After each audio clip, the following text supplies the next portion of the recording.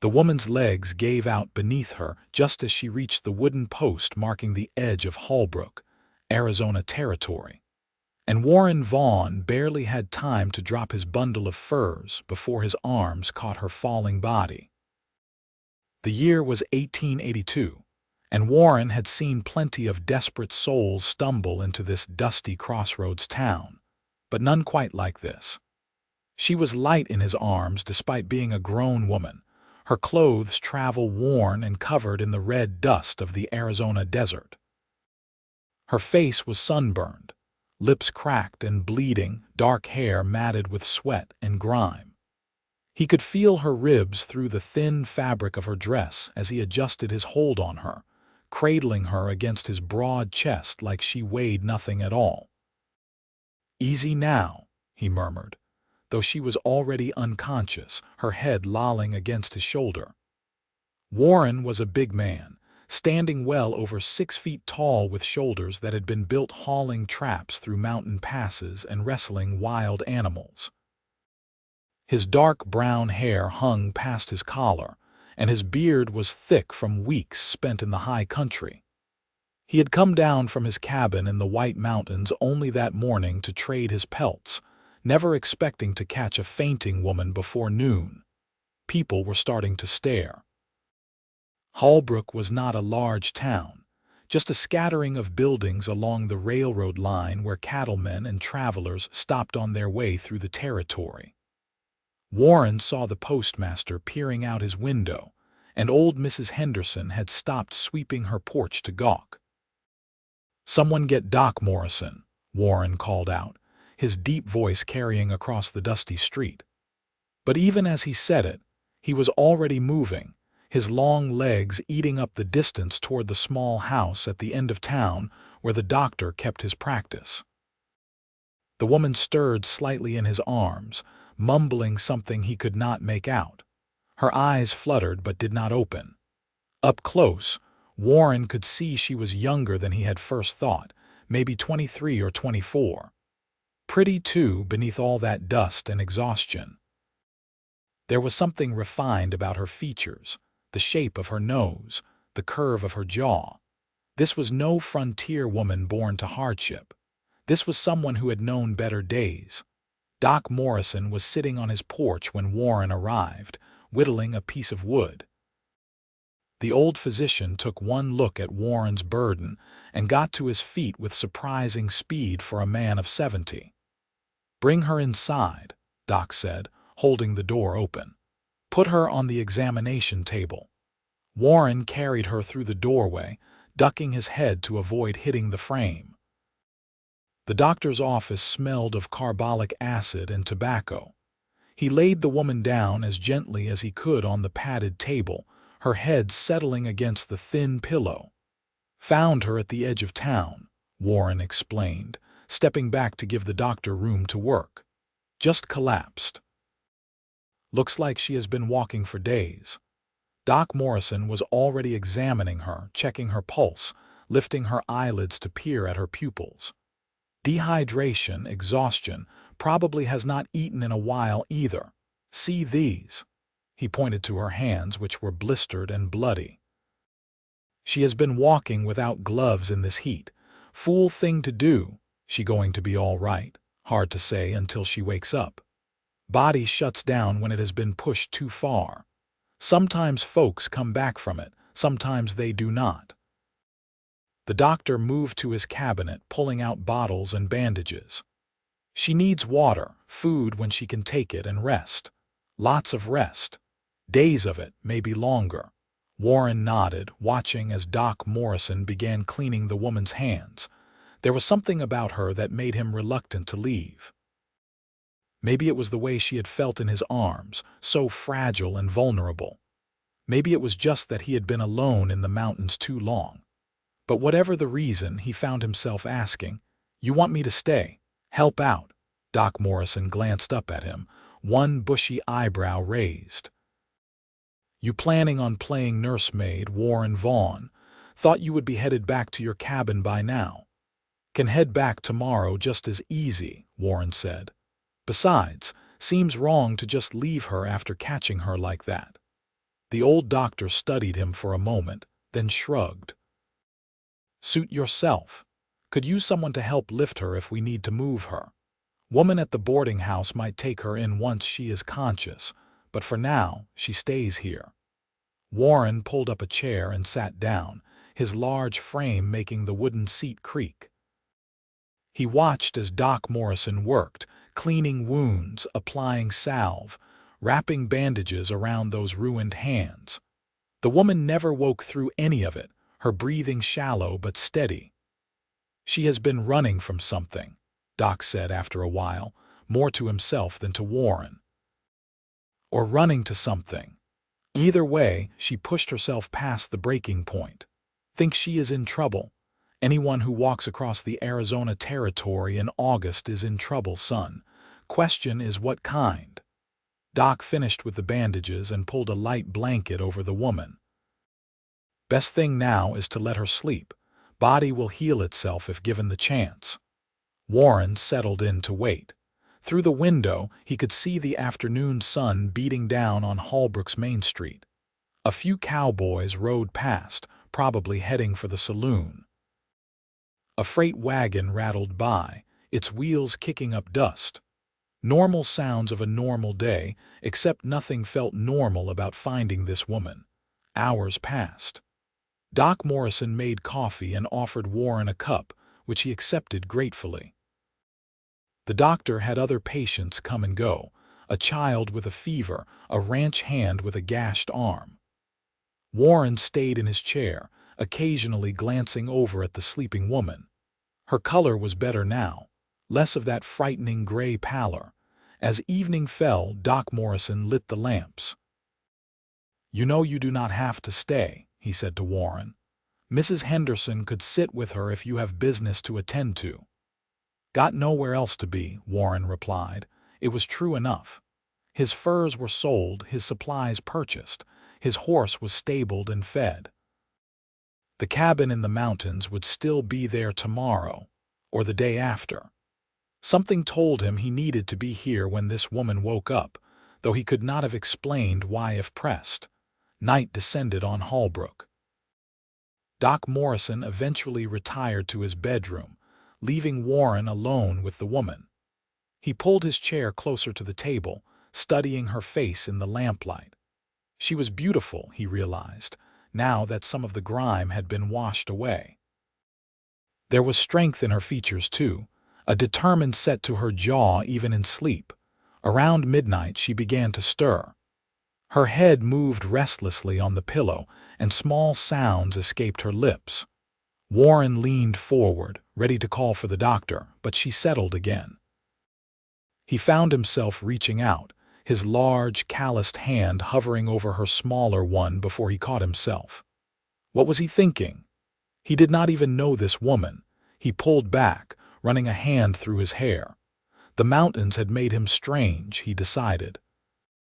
Too much time alone made a man do peculiar things, like sitting up all night watching over a stranger, but he stayed anyway. Dawn broke with the woman still sleeping.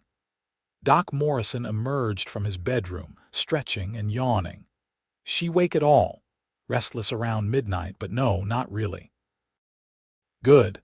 Sleep is what she needs most. The doctor moved to check her pulse again. Stronger now, she will pull through, I think, but she needs more time. Could be days before she is really conscious.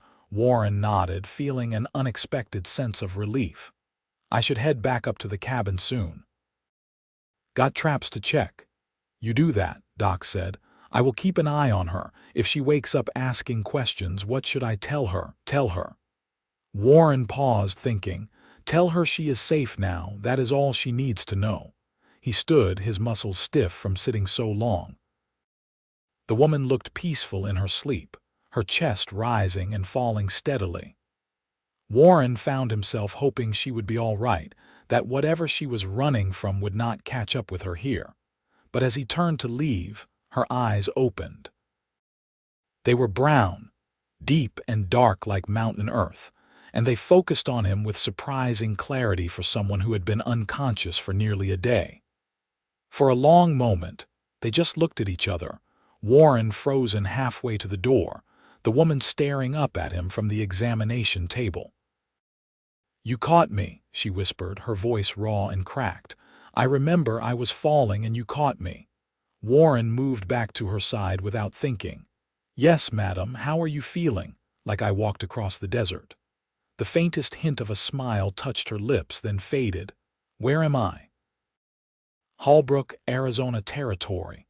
Doc Morrison's place. You are safe." "Holbrook," she repeated, closing her eyes briefly. When she opened them again, there was relief there and something else. Determination, maybe. "I made it then. I actually made it." Doc Morrison appeared at Warren's elbow, holding a cup of water. "Slow sips now, miss. Your body has been through quite an ordeal." The woman tried to sit up, but her arms shook too badly. Warren slipped an arm behind her shoulders, supporting her while Doc held the cup to her lips. She drank gratefully, water dribbling down her chin. After a few sips, she shook her head slightly and Warren eased her back down. "What is your name?" Doc asked gently. She hesitated, her eyes darting between the two men. Warren could see her weighing something, deciding how much to tell. "Millicent," she finally said. "Millicent Morgan, but most people call me Millie." "Well, Miss Morgan, you gave us quite a scare. When did you last eat?" Millie frowned, thinking. "I do not know. 2 days, 3. I had some dried meat, but it ran out somewhere past Winslow." "You walked from Winslow?" Doc Morrison's eyebrows shot up. "That is near 50 miles. "I walked further than that," Millie said quietly. "Much further." Warren wanted to ask from where, wanted to know what had driven her to push herself to the point of collapse, but Doc Morrison was already shooing him back. "She needs rest, not an interrogation. Warren, if you are still set on helping, go get some broth from the hotel restaurant. Something light she can keep down." Warren nodded and headed for the door, but Millie's voice stopped him. "Wait, what is your name? The man who caught me." He turned back. "Warren Vaughn, madam." "Thank you, Mr. Vaughn, if you had not been there." She did not finish the sentence, but she did not need to. They all knew what might have happened if she had collapsed in the middle of the street or worse, before reaching town at all. "Just glad I was there," Warren said, and meant it.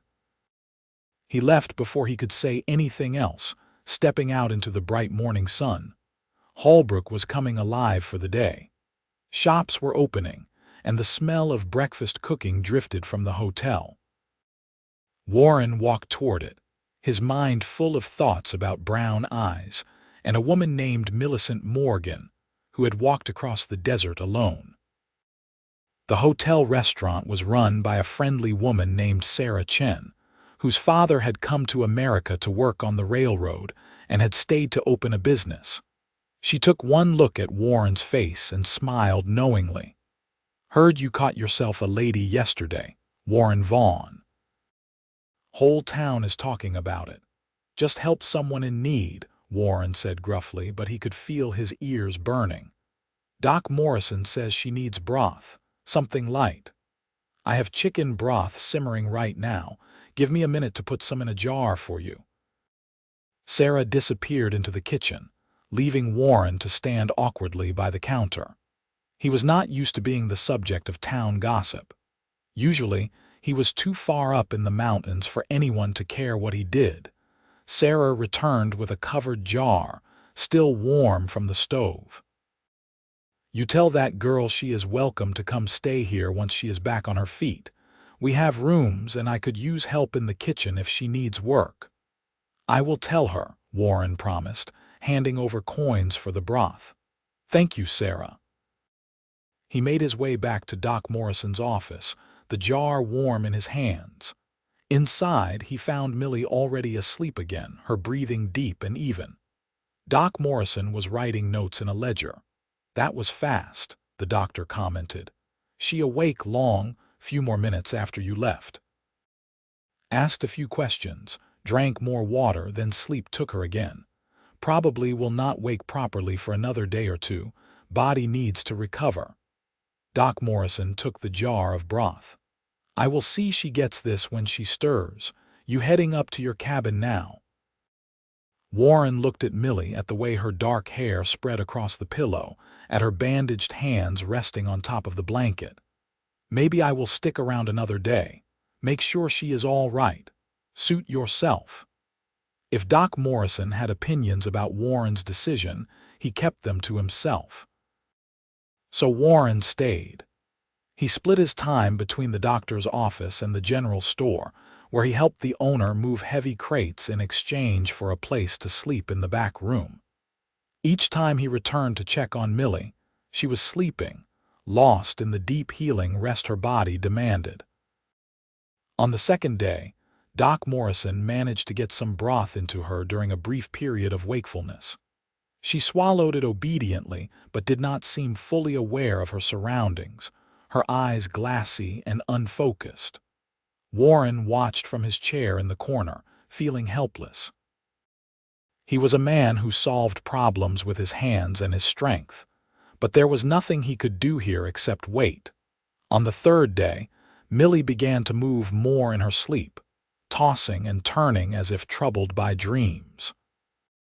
Once she cried out, a wordless sound of fear that made Warren's chest tighten. He moved to her side instinctively, placing a gentle hand on her shoulder. "You are safe," he said softly. "Nothing here will hurt you." Impossibly, she calmed at his touch, her body relaxing back into peaceful sleep.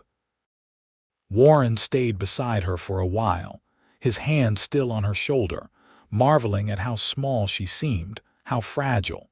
And yet she had walked across the desert. That took a kind of strength most people never had to discover in themselves. It was not until the fourth day that Millie truly woke up. Warren had just arrived with fresh water from the pump when her eyes opened, clear and alert this time. She looked around the room, taking in her surroundings properly, then her gaze found Warren and held. "You are still here," she said, her voice stronger than before, though still rough. "Seemed wrong to leave before knowing you were all right." Warren set down the water bucket. "How are you feeling?" Millie considered the question, carefully moving her arms and legs as if testing them. "Like I was trampled by horses, but better than before. How long have I been sleeping?" "For days, near enough. Doc says your body needed it." "For days?" She looked genuinely shocked. "I have never slept more than a night in my life." "You have never collapsed from walking across the Arizona territory before either, I am guessing." That got a small smile from her. "No, that is definitely a first." She tried to sit up, and this time her arms held her weight, though she moved slowly. Warren helped adjust the pillow behind her back. "Thank you for everything. The doctor told me during one of my brief moments of consciousness that you stayed to help." Was not anything special, just the decent thing to do. Decent is rarer than you might think. There was something sad in her voice, some old hurt. Millie looked down at her bandaged hands. "I must look terrible." "You look alive," Warren said honestly. "That is what matters." Doc Morrison came in then, carrying a tray with more broth and some soft bread. "Miss Morgan, glad to see you properly awake. Think you can manage some real food now?" "I could eat a horse," Millie admitted, and both men laughed. They got her sitting up fully, and Warren was struck again by how young she was, how pretty despite the lingering signs of her ordeal. Her sunburned skin was peeling now, and her lips were still healing, but her eyes were bright with intelligence and life. She ate slowly, savoring every bite of bread, every spoonful of broth. Warren found himself staring and had to force his eyes away. What was wrong with him? He had been around women before. Holbrook had several, and he had even courted a ranch owner's daughter a few years back, though nothing had come of it. But something about Millie drew him in a way he could not explain. "Mr. Vaughn," Millie said after she had finished eating, "the doctor mentioned you are a mountain man." "You live up in the high country?" "Yes, madam, got a cabin up in the White Mountains. Run a trap line, hunt, trade pelts when I come down to town." "That sounds wonderfully isolated." There was longing in her voice. "Peaceful. Can be lonely," Warren admitted. But yes, it is peaceful. Why did you walk all this way, Miss Morgan, if you do not mind my asking? Millie's hands tightened on the blanket. I was running away from my husband, or rather the man my father wanted me to marry. Warren felt something cold settle in his stomach. You are married then? No. I said no at the ceremony. Right there in front of everyone, I said I would not marry John Thatcher. Then I ran.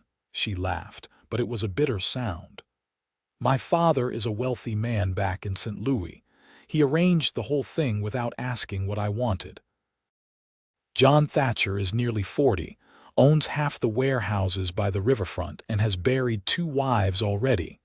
I heard rumors about how they died. Nothing anyone could prove, but enough that I knew I could not marry him. So you ran, Warren said quietly. So I ran. Took what money I had saved, bought a train ticket west, and just kept going. I got off in Flagstaff, but I was afraid my father's men might follow the train route, so I started walking. I was trying to reach California, but I ran out of supplies. When I saw the signs for Holbrook, I just prayed I could make it. She looked up at him, and there were tears in her eyes now. Do you think I am a coward for running instead of standing up to my father? I think you are brave, Warren said firmly. Brave as anyone I have ever met. Walking across this land alone, most men would not try it. You have nothing to be ashamed of. A tear rolled down Millie's cheek, and she brushed it away impatiently. Thank you. That means more than you know. Doc Morrison cleared his throat.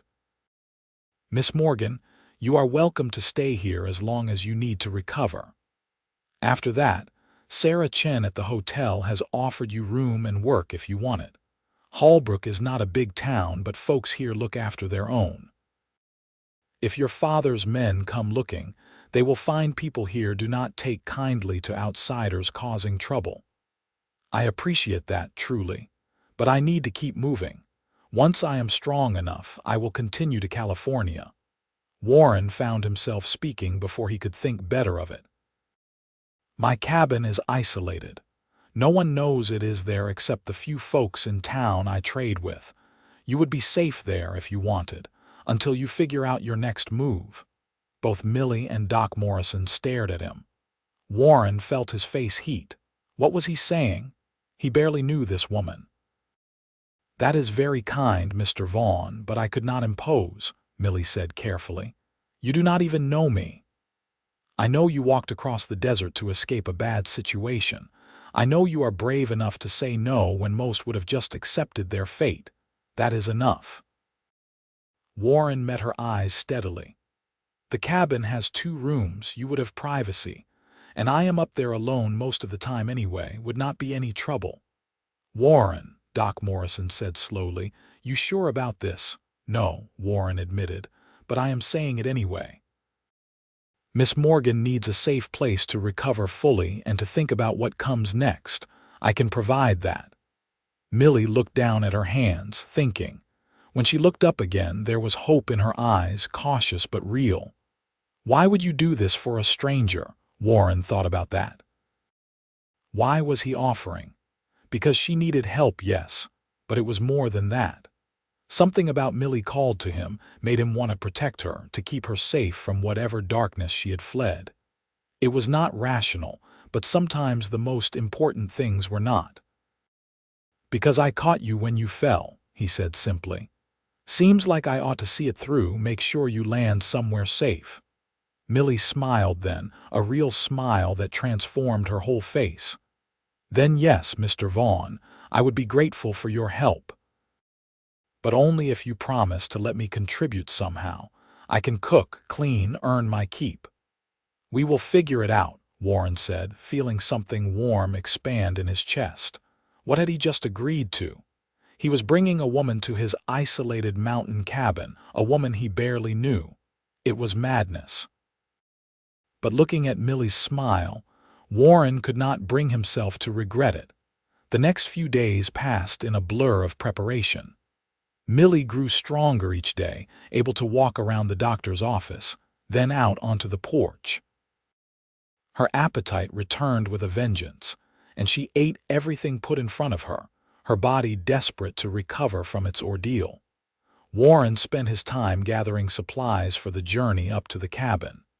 He would need to buy more food to feed 2 people through the rest of summer and into fall. He also purchased fabric and needles so Millie could make herself proper clothes, since she had arrived with only the dress on her back. The town of Holbrook watched these preparations with great interest. Warren heard the whispers, the speculation about him, and the mysterious woman he had rescued. Let them talk, he decided. He knew his intentions were honorable, and that was what mattered. On the morning they were set to leave, Sarah Chen appeared with a basket of food for the journey. "You take care of that girl," she told Warren seriously. "She has been through something terrible, even if she has not said all of it. She needs gentleness now." "I will look after her," Warren promised. Doc Morrison had his own advice. "Miss Morgan is recovered from the exhaustion, but her body has been through a trauma. She needs to continue eating well, getting rest. And Warren, mind her hands. Those blisters were deep. Keep them clean and bandaged until they are fully healed." Warren nodded, taking in every word. He felt the weight of responsibility settling on his shoulders, but it was not unwelcome. He wanted to take care of Millie, wanted to see her truly safe and happy. When Millie emerged from the doctor's office in borrowed clothes that fit better than her own ruined dress, Warren's breath caught. She had washed her hair properly for the first time, and it fell in dark waves past her shoulders. The worst of the sunburn had faded, leaving her skin golden. She looked healthy now, vital and impossibly beautiful. "Ready?" he asked, his voice coming out rougher than intended. "Ready," Millie confirmed. She carried a small bundle of her few possessions, looking both nervous and excited. "Thank you again, Dr. Morrison. You saved my life." "That was mostly your own stubborn will to live, young lady, but you are welcome. You need anything, you send Warren down to fetch me." They made their farewells and set off. Warren had 2 horses now, having purchased a gentle mare for Millie to ride. He had been prepared to have her ride double with him, but she had protested that she knew how to ride, and he should not waste the money. He had bought the mare anyway. The ride up into the White Mountains took most of the day. They followed an old trail that wound through ponderosa pine forests, climbing steadily upward. The air grew cooler and cleaner as they ascended, the oppressive heat of the lowlands falling away. Millie was quiet for the first few hours, focused on her riding. But as the landscape grew more beautiful, she began to relax, looking around with wonder. "It is so green here. After all that desert, I had forgotten what real trees looked like." "Wait until you see the cabin," Warren said. "It is right by a creek with aspens all around. Most beautiful spot you have ever seen." He was not exaggerating. When they finally reached the cabin in the late afternoon, Millie gasped. The structure was simple but well built, logs chinked tight against the weather. It sat in a small clearing beside a rushing creek with mountains rising on all sides. Aspen trees surrounded it, their leaves shimmering silver and gold in the breeze. "Warren, this is paradise," Millie breathed. "Come on, I will show you inside." The cabin was larger than most mountain dwellings, with a main room that served as kitchen and living area, a storage room, and 2 separate sleeping quarters. Warren had built it himself over the course of several years, adding on to it as he had time and materials. It was furnished simply but comfortably, with a good stone fireplace, solid furniture, and windows that let in plenty of light. "This room here is yours," Warren said, showing her the smaller of the 2 bedrooms. It had a bed, a trunk for clothes, and a window overlooking the creek. "I will be in the other room, and the main room is between us, so you will have privacy." Millie set down her bundle and turned to him, her eyes shining. "It is perfect, all of it. I cannot believe you are sharing this with me. You are welcome here as long as you need, Warren said. Now you must be tired from the ride. Why do not you rest while I see to the horses and get us some supper going? But Millie shook her head. You have done enough for me already. Let me help with supper at least. I told you I would earn my keep. They worked together in the cabin's small kitchen, Millie insisting on chopping vegetables despite her still healing hands while Warren prepared venison from his stores. It felt strangely natural, working alongside her, their movements finding an easy rhythm. Over supper, they talked more freely than they had before. Millie told him about her life in St. Louis, the suffocating expectations of society there, the way women were treated as property to be traded between men. Warren told her about his life in the mountains, the harsh winters and beautiful summers, the satisfaction of living by his own labor.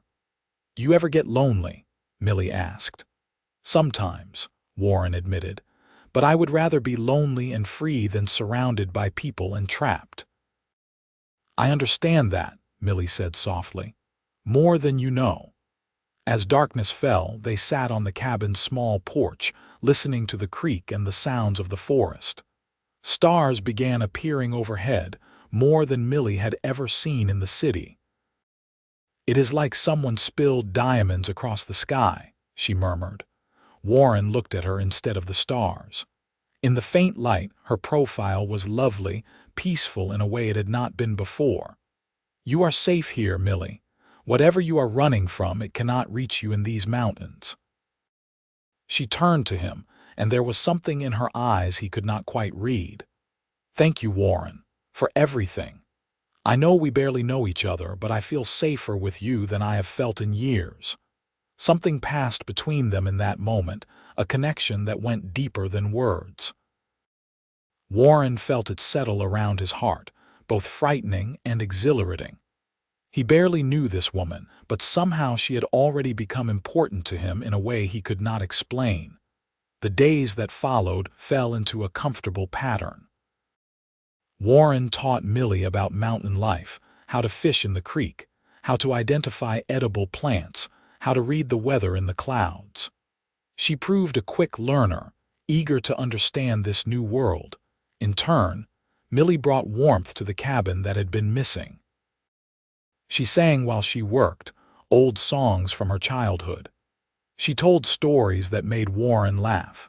She asked him questions about his life, seeming genuinely interested in his thoughts and opinions. Warren found himself looking forward to each morning, to seeing Millie's smile over breakfast, to working beside her during the day. At night, they would sit on the porch and talk until the stars wheeled overhead. He learned about her love of books, her dream of maybe teaching school someday, her complicated feelings about the family she had left behind. I do not hate my father, she told him one evening, but I cannot live the life he wanted for me. Does that make me selfish? It makes you human, Warren said. Everyone deserves to choose their own path.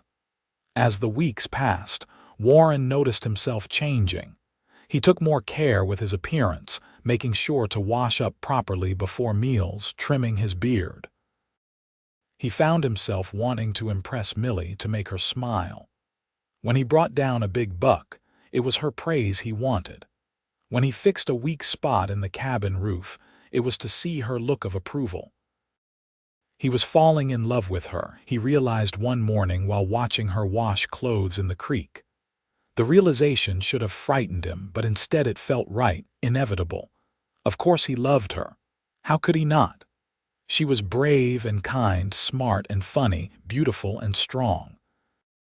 She had walked through the desert alone rather than submit to a life that would crush her spirit.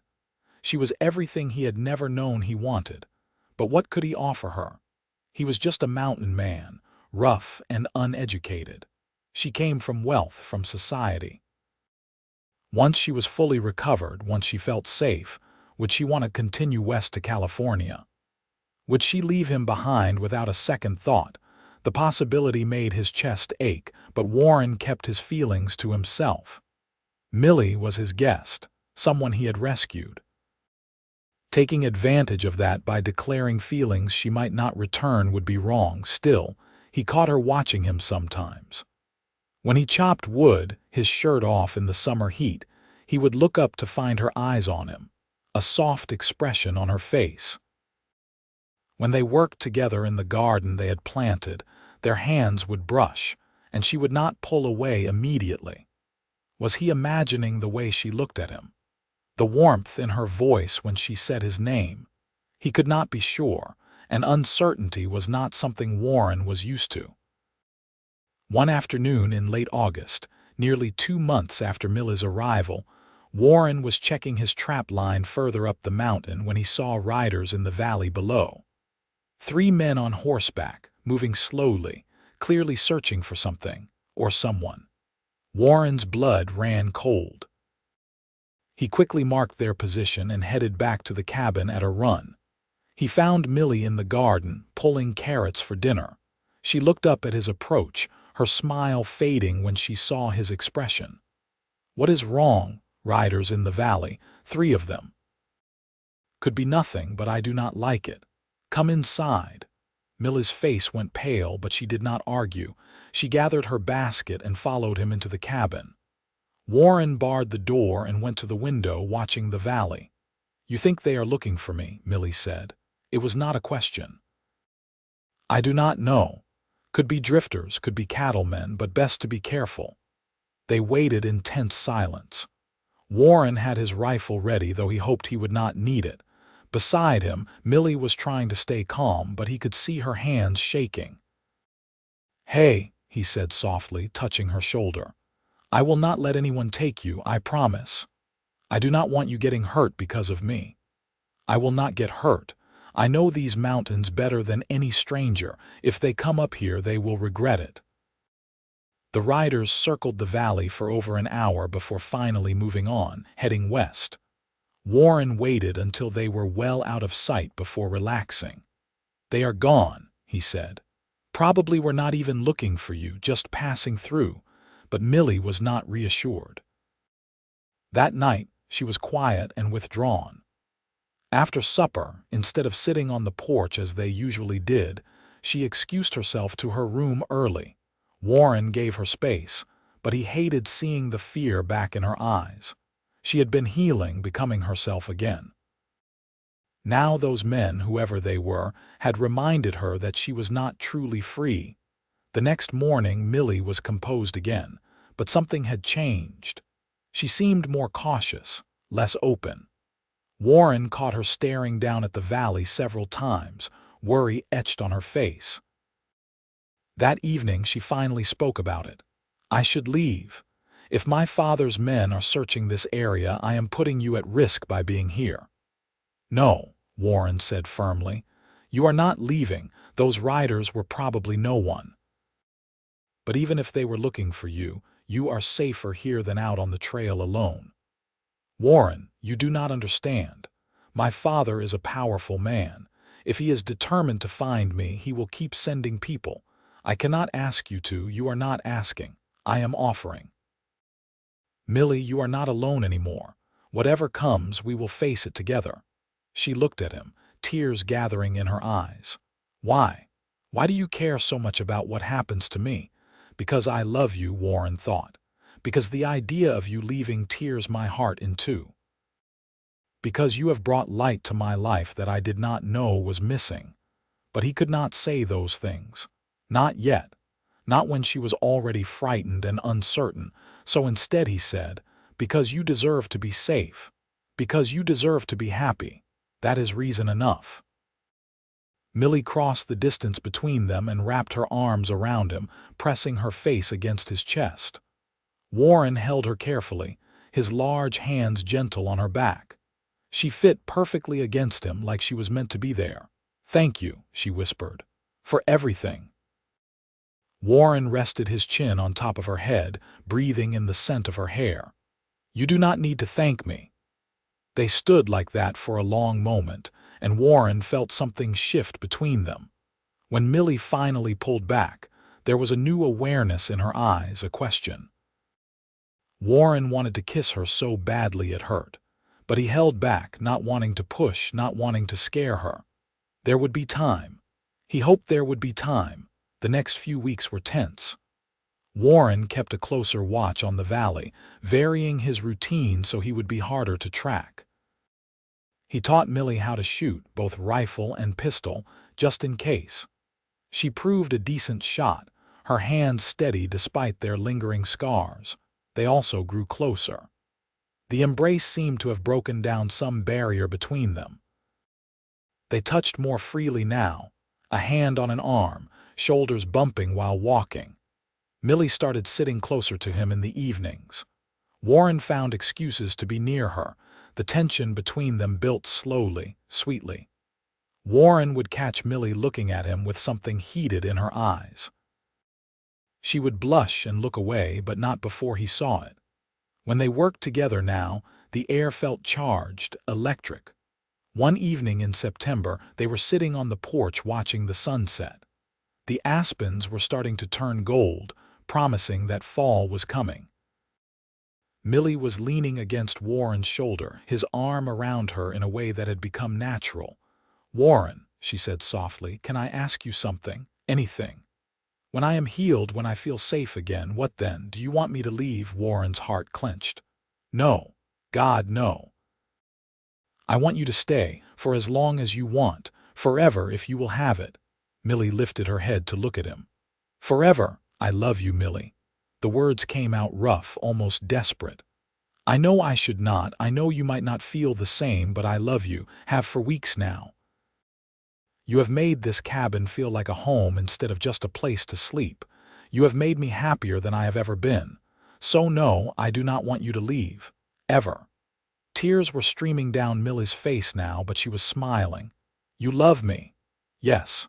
Oh, Warren, I love you too. I have been so afraid to say it, afraid it was too soon, or that I was just grateful, or that you would think I was trying to trap you into something. But it is not gratitude, it is love. Real love." Warren cupped her face in his hands, his thumbs wiping away her tears. "You mean that?" "With everything I am." Then he kissed her finally, the way he had been wanting to for weeks. Millie's arms came around his neck, pulling him closer. The kiss was gentle at first, tentative, then deeper as weeks of held-back emotion poured out. When they finally broke apart, both were breathing hard. "Marry me," Warren said. "I know it is fast, I know you just escaped one marriage, but marry me. Not because you have to, not because you owe me anything, but because we love each other, because we fit together. Because I want to spend every day of my life making you happy." Millie laughed, a joyous sound. "Yes, oh yes, Warren, I will marry you." They kissed again and again, making up for lost time. Eventually they went inside and Warren held Millie close on the porch bench, both of them smiling like fools. "What about your father?" Warren asked after a while. "What about John Thatcher?" "Let them come," Millie said, a note of steel in her voice. "I am not the same frightened girl who ran away anymore. You have helped me find my strength again. If they come, we will face them together. And I will tell them I am exactly where I want to be." "Together," Warren agreed. They were married a week later in Holbrook, with Doc Morrison and Sarah Chen as witnesses. It was a simple ceremony, but to Warren, it was perfect. Millie wore a new dress that Sarah had helped her make, blue calico that matched her eyes. Warren had trimmed his beard and wore his cleanest clothes. When the circuit preacher pronounced them husband and wife, Warren kissed his bride with his whole heart. That night, in the cabin that was now truly their home, Warren carried Millie over the threshold despite her laughing protests. "I already live here," she pointed out. "Does not matter. You are my wife now. That means I get to carry you." They made love slowly, tenderly, learning each other. Warren had never felt anything as right as holding Millie in his arms, feeling her heartbeat against his chest. She was his now, and he was hers, bound together by choice and love. The threat of Millie's father lingered, but weeks passed with no sign of more searchers. Autumn deepened in the mountains, painting the aspens brilliant gold. Warren and Millie worked together to prepare for winter, curing meat, gathering firewood, preserving what vegetables they could. It was hard work, but they were happy. Millie thrived in the mountain life, growing stronger and more confident each day. Warren loved watching her change, seeing her blossom into the woman she was meant to be, free from society's constraints. One afternoon in October, they were both working outside when Warren spotted a lone rider coming up the trail. His hand went instinctively to his rifle, but Millie touched his arm. "Wait, that is a woman." She was right. As the rider drew closer, they could see it was a woman, older, perhaps 50, dressed in traveling clothes.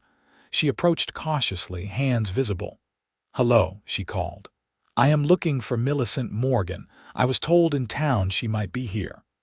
Millie stepped forward, Warren right behind her. "I am Millicent. Who are you?" The woman dismounted, and Warren saw tears in her eyes. "I am your aunt, your mother's sister, Martha Mayfield. I have been searching for you since I heard what happened." Millie's face went white. "Aunt Martha, but how did you?" "Your mother wrote to me, told me what your father was planning. I tried to stop the wedding, but I arrived too late. You had already run, so I followed your trail." Warren kept his hand near his rifle.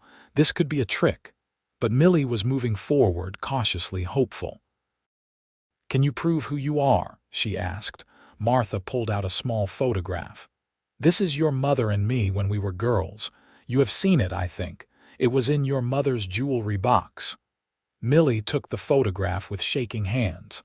"I remember this. Mama showed it to me. Told me about her sister who moved west years ago." She looked up at Martha. "You are really here." "I am really here. And I have news. Your father has called off the search. John Thatcher married another woman, some banker's daughter. Your father is furious that you defied him, but he has bigger concerns now. He is being investigated for business dealings, might face criminal charges. He has no time to chase across the country after you." The relief on Millie's face was profound. "So I am safe, really safe. You are safe. Free to live your life however you choose." Martha looked at Warren, then back at Millie. "Though I see you have already chosen. Are you happy, niece?" "Happier than I ever thought possible," Millie said, reaching for Warren's hand. "Aunt Martha, this is my husband, Warren Vaughn." Warren extended his hand, and Martha shook it firmly. "You take good care of her." "Every day of my life," Warren promised. Martha stayed for dinner, sharing news of the family, of Millie's mother who missed her but understood why she had fled. Before she left the next morning, she gave Millie a pouch of money. "From your mother. She wanted you to have something in case you needed it. She is proud of you, Millicent. We both are." After Martha left, Millie cried in Warren's arms, tears of relief and joy and bittersweet sorrow for the family she had left behind. But she did not regret her choice. How could she when she had found true love, true freedom? Winter came to the mountains, blanketing everything in snow.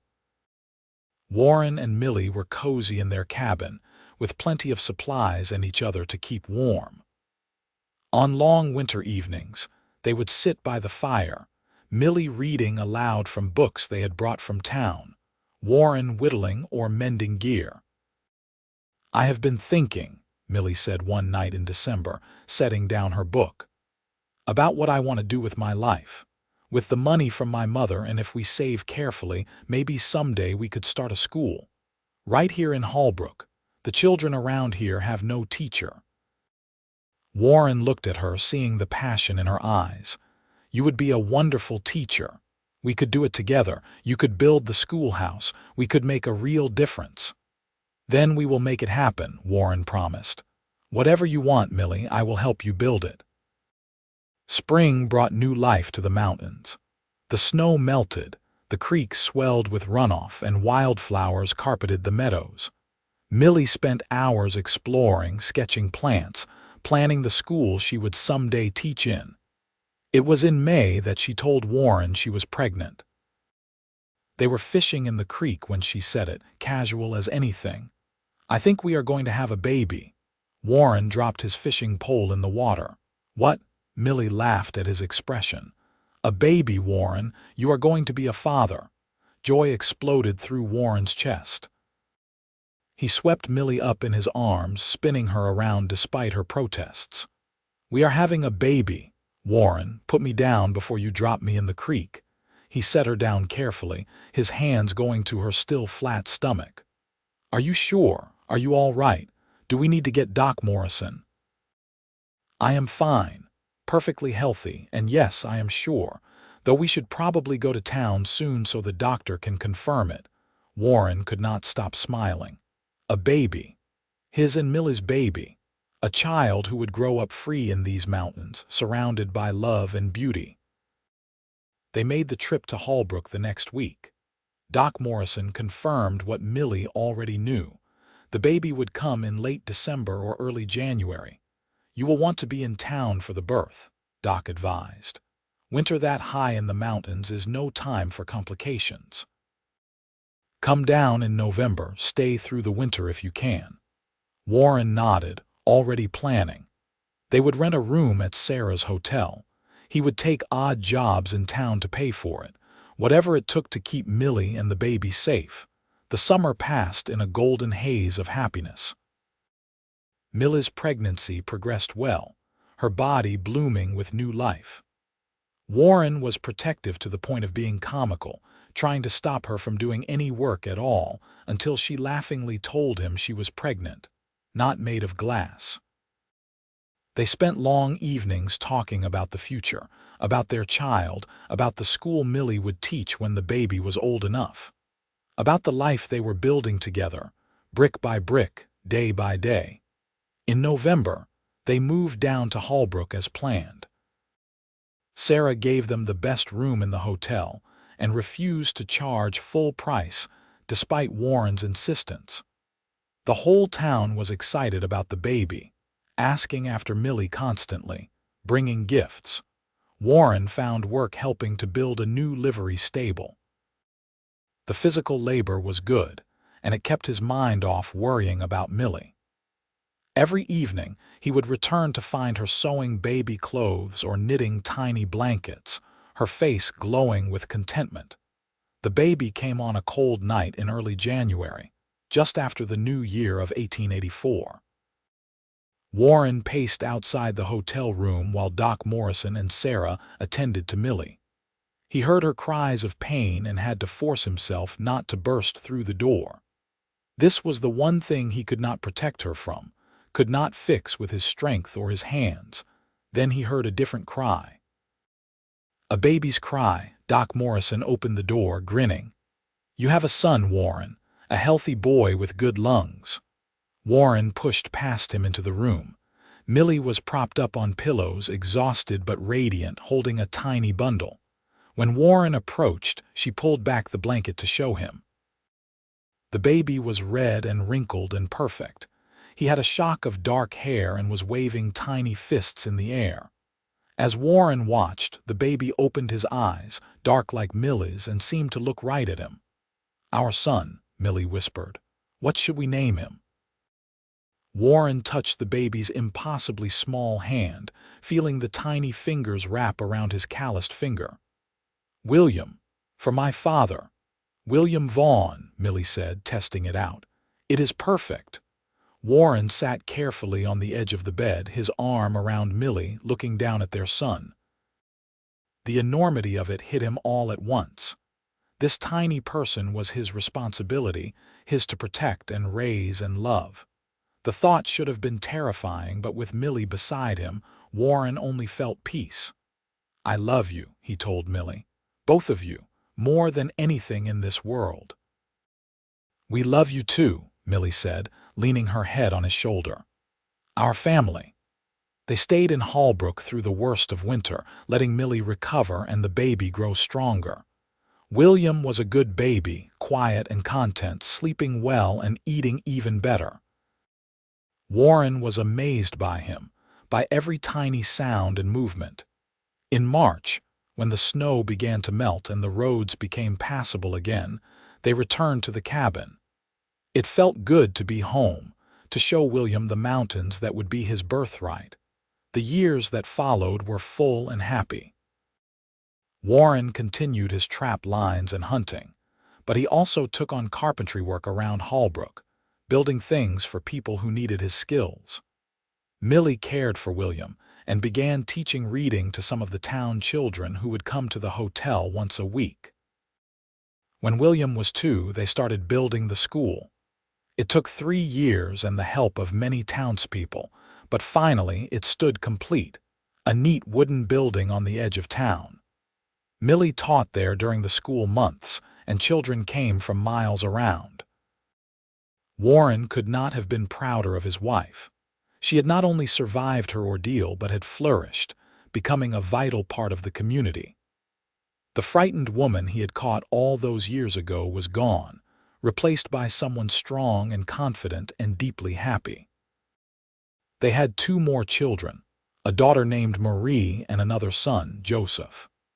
The cabin had to be expanded, and eventually they built a proper house in Holbrook, keeping the cabin for summer retreats into the mountains. On their 10th anniversary, Warren took Millie back to the spot where he had first caught her, now marked by a wooden post and a memorial to the railroad workers who had built the line through Holbrook. "Remember when you collapsed right here?" Warren asked, holding her hand. "How could I forget?" Millie smiled. "Best thing that ever happened to me, falling into your arms. I caught you. You did. And you have been catching me ever since, every time I need you." Warren pulled her close. "That is what love is, catching each other when we fall." They stood there for a while, in the place where their story had begun, thinking about everything that had happened since. The fear and uncertainty of those early days seemed so far away now, replaced by a life rich with love and purpose and belonging. Millie had run from a future that would have crushed her spirit, and in running, she had found her true home. Not a place, though she loved Arizona and the mountains. Her home was Warren, was their children, was the life they had built together through hard work and dedication and love. As for Warren, he had spent years alone in the wilderness, thinking solitude was what he wanted. But catching Millie that day had shown him that what he really needed was someone to share his life with, someone who valued the same things he did: freedom and honesty and simple joy. They walked back to town hand in hand, their children waiting at home. William was 10 now, already showing signs of becoming as tall and strong as his father. Marie at 7 was smart as a whip and wanted to be a teacher like her mother. Little Joseph, just 5, was the wild one, always climbing trees and getting into mischief. That night, with the whole family gathered around the dinner table, Warren looked at Millie and saw her smile back at him. The same smile he had fallen in love with years ago, in a cabin high in the mountains where she had finally felt safe enough to truly be herself. "Thank you," he mouthed to her. "For what?" she mouthed back. "Everything." The years continued to pass, bringing challenges and joys in equal measure. Warren's hair started showing gray, and Millie got laugh lines around her eyes. William grew into a fine young man who took over much of Warren's carpentry work. Marie did become a teacher, taking over the school when Millie was ready to step back. Joseph found his calling as a rancher, working the land he loved. Warren and Millie grew old together, their love deepening with each passing year. They returned often to their cabin in the mountains, escaping the bustle of town for the peaceful solitude they had first shared. On their 40th anniversary, sitting on the porch of that cabin watching the sunset, Warren took Millie's weathered hand in his. "I have been thinking about the day I met you," he said. "When I saw you start to fall, I did not even think, I just moved to catch you, Best instinct I ever had." Millie squeezed his hand. "And I was so tired, so lost. I had no idea where I was going or what I would do. Then suddenly there you were, and I knew everything would be all right.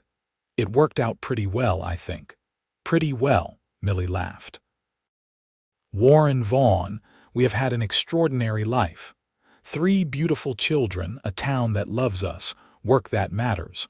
We have been blessed beyond measure. All because you collapsed from exhaustion at just the right place and time. All because a kind man saw someone in need and did not hesitate to help, expecting nothing in return." They sat in comfortable silence, watching the stars emerge. The creek burbled nearby, the same sound that had serenaded them for decades. Somewhere in the forest, an owl hooted. "No regrets?" Warren asked. "Not a single one. You? Only that I did not find you sooner." Millie leaned her head on his shoulder, fitting perfectly into the space that seemed made for her. "We found each other at exactly the right time. Everything before was just the journey that led us here." Warren had to agree with that. If Millie had not run, if she had not pushed herself to exhaustion crossing the desert, if he had not been in Holbrook that particular day, their paths would never have crossed. Sometimes the worst moments led to the best outcomes. They stayed at the cabin for a month that summer, their grown children visiting with grandchildren who ran wild through the meadows just as their own children once had. Warren taught his grandsons to fish. Millie read stories to her granddaughters. At night, the whole family would gather around the fire, sharing stories and laughter. Warren watched it all with deep contentment. This legacy, this family, this love, it had all started with a single moment of compassion. A woman falling and a man catching her. Everything else had grown from that seed. One evening, after the children and grandchildren had returned to town, Warren and Millie sat alone once more. The fall colors were starting to show, the aspens turning gold again. "You remember what you said to me the first time I properly woke up?" Millie asked. "After you carried me to the doctor," Warren thought back across the years, "I said you looked alive, that it was what mattered. You did. And you made me feel alive, Warren, not just my body recovering but my spirit. You gave me space to become who I was meant to be. You never tried to control me or diminish me, you just loved me. That is all I ever wanted to do, love you and keep you safe. You have done both every single day." Millie turned to look at him, her eyes still as beautiful as they had been 40 years ago. "I need you to know something. Whatever time we have left, whether it is 40 more years or just 40 days, I am grateful for every moment. You saved my life in every way a person can be saved." Warren pulled her close, his throat tight with emotion. "You saved mine too. I was just existing before you. You taught me how to live."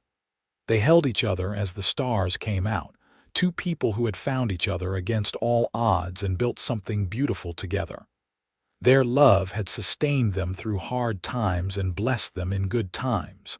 It was the foundation everything else was built on. More years passed. Warren and Millie eventually left the mountains permanently, settling in Holbrook full-time where their children could look after them. They remained active in the community, beloved by all who knew them. On a warm spring day in 1919, Warren sat beside Millie's bed, holding her hand as she had been holding his for 57 years. They were both old now, their bodies worn down by time, but their love remained strong. "Remember when I caught you?" Warren whispered. Millie smiled, her eyes closed. "You have been catching me our whole life together. I always will. Even when I cannot anymore, my love will catch you. And mine will catch you." She squeezed his hand weakly. "I am not afraid, Warren. How could I be?